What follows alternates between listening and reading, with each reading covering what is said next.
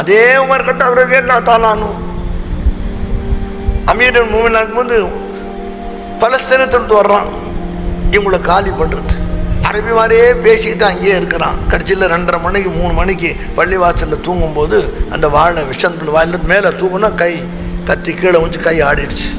முடிச்சு பார்த்தாங்க, கத்தி இருக்கு. ஒரு புது மனுஷன் நிற்கிறான். என்னான்னு படுத்துக்கிட்டே கேட்குறான். இதாங்க மாரிஃபா.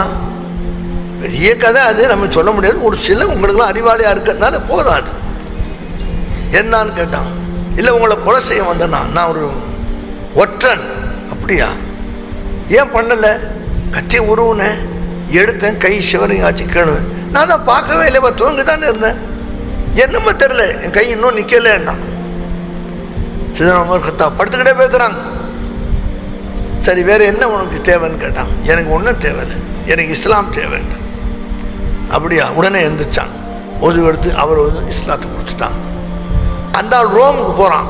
தப்பாக சொல்லிட்டு பாரசீகம் இல்லை, பலஸ்தீன், ரோம் நாட்டில் எதிர்பார்க்குறாங்க உமரை கொலை பண்ணிட்டு வந்திருப்பான்ட்டு.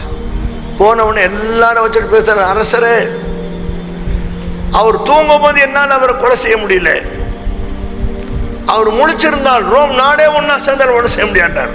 ரோம் நாடு இஸ்லாத்தில் வந்துச்சு. எப்படி பரவச்சு இஸ்லாம்? போனாங்களா ரோம் நாடு உமர் கத்தாப் ரலியல்லாஹு தஆலா அன்ஹு. பலஸ்தீன போனாங்களா செய்யணும் உமர் கத்தாப் ரலியல்லாஹு தஆலா அன்ஹு.